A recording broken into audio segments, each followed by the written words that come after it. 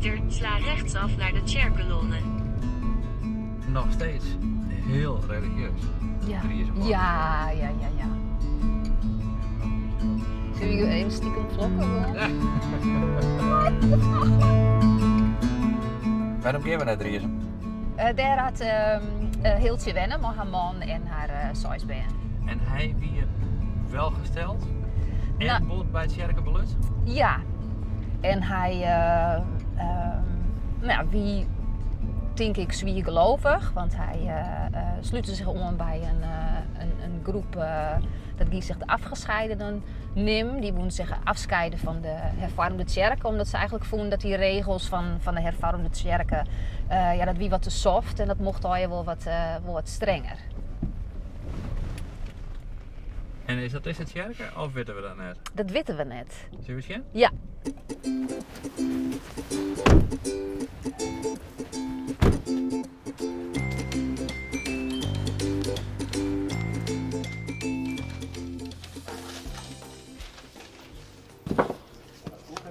Alsjeblieft. Vieren.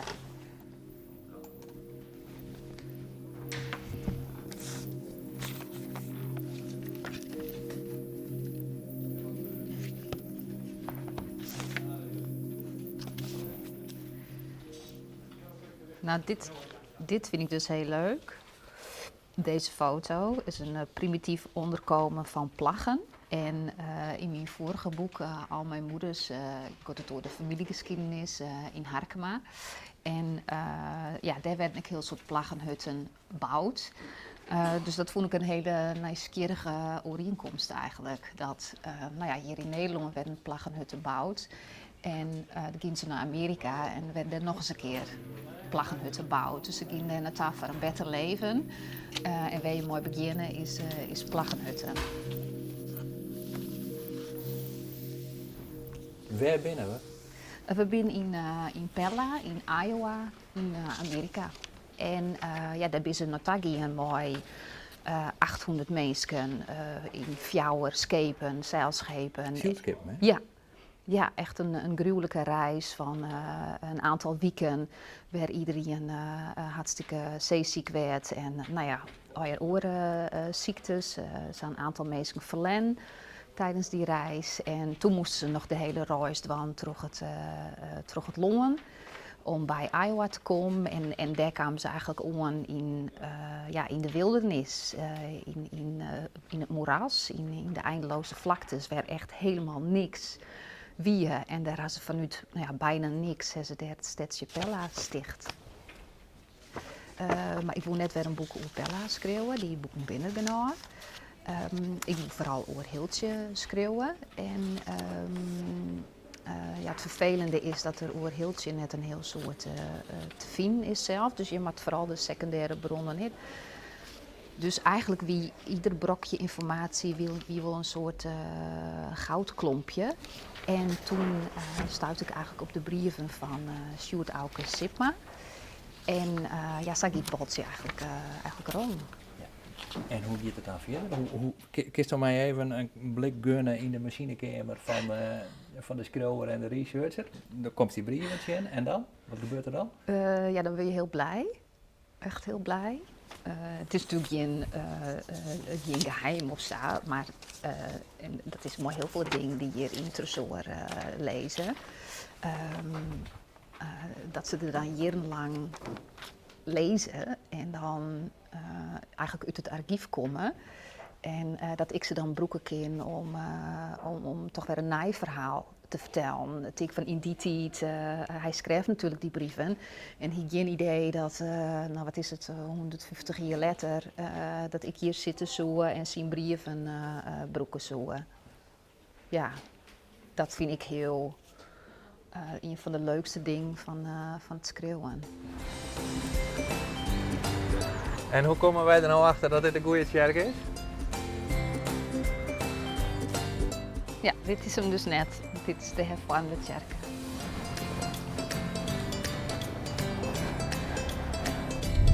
Sla rechtsaf naar de Nijenwei en sla linksaf naar de Tjerkenstritten.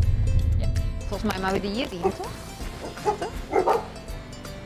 Ik ben op zoek naar een eerste steen die lijn is, toch Viersen. Je moet richting Matterwaard en ik zeggen, en aan de linkerkant, dat mag ik even zeggen. Dus je hebt eerst de squallen. De zoektocht is nog niet geëindigd. Wat? We gaan weer verder. Wat weten we nou? Dit is de hervormde kerk. Ja. En de gereformeerde die stond toch weer in Driesem. Maar wie dat een van de kerken niet wel horen? Ik weet het niet meer. Alle kerken weer bij mij één grote blur. Kom je nooit weer vandaan.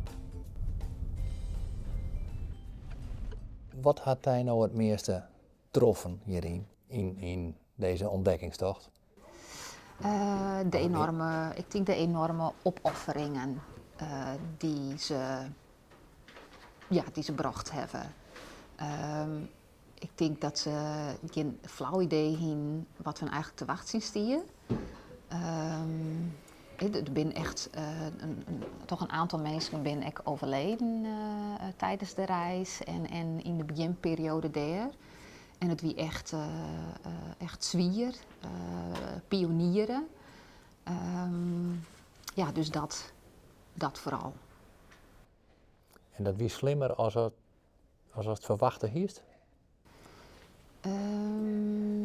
Je neemt eigenlijk heel veel mensen, zoals Hiltje, die wie eigenlijk goed trouwt. Maar een man die nog wel wat hield hier. Dus zij kon nog bepaalde koffers meenemen, mooi inhoud. Maar er waren ook mensen bij die dus letter die plaggenhutten gingen bouwen. Die hadden niks bij zich, alleen maar hun kleren. Bijna geen yield. De bij mensen hun overtocht is betalen terug de man van Hiltje. Haar broer, zijn overtocht is ook betalen terug de man van Hiltje. Dus je hebt gewoon maar niks op reis. En dan hoop je maar dat aan de andere kant van de wereld dat je in staat bent om daar een beter leven op te bouwen. Ja, ik vind het een enorme stap van geloof eigenlijk in je eigen, in die droom misschien, om dat voor elkaar te krijgen. Ja, ik ken er alleen maar enorme bewondering voor haar. Zullen we het eens proberen?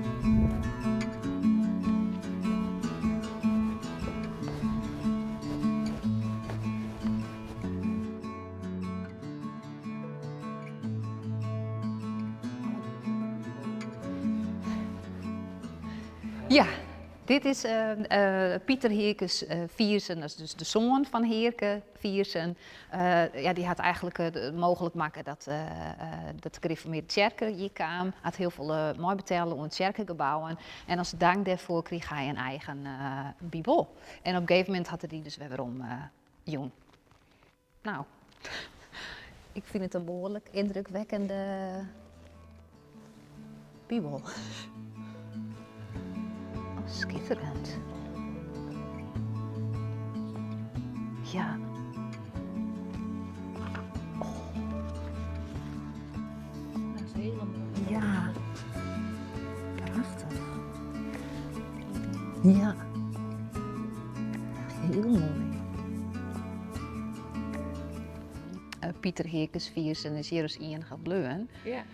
En de rest van Essinghout en halfbroers en zussen, of halfbroers en zus, die zijn Hij naar Amerika. die ben naar Amerika gegaan. Ja. Ja. Dit is het plak van Heerke Viersen. We hebben hier min of meer zijn zoon Sjoen. Dat was de brieven van Sjoerd. Maar de schrijft het verhaal over Hiltje. Ja. Waarom over Hiltje? Ja, goeie vraag. Omdat ik eigenlijk vind dat vrouwen in de geschiedenis net genoeg aandacht krijgen, hun rol. Het ben vaak de man waar hoe schreeuwen wordt. Ook omdat hun geschiedenis wordt vaak bewaard bleun. Zij bouwen de kerken, zij lezen de wegen aan. En de vrouwenrol is vaak been krijgen, eten sieren, naaien, zwargie. Maar dat soort dingen wordt net verslaan in archieven. En werd er ook eigenlijk hun rol in de geschiedenis ondergeschikt wordt, maken net voor het voetlicht komt. En dat frustreert mij enorm. Ik als vrouw natuurlijk, dat ik denk van ja, maar het is volgens mij nog steeds 50-50. Als zij dat ooit in het dien heen, dan heen de man bijvoorbeeld geen kerken bouwen kan of wegen onderlezen kan. Dus hun rol is extra belangrijk. En dit is mijn manier dan om in je vrouw recht te doen, om haar rol in die geschiedenis voor het voetlicht te brengen. Dus je hoeft net altijd in die zin beroemd te wezen of wat dan ook maar je kan wel van jezelf zo'n mooi, rijk leven leiden, waar ik dan weer hoe schreeuwen kan.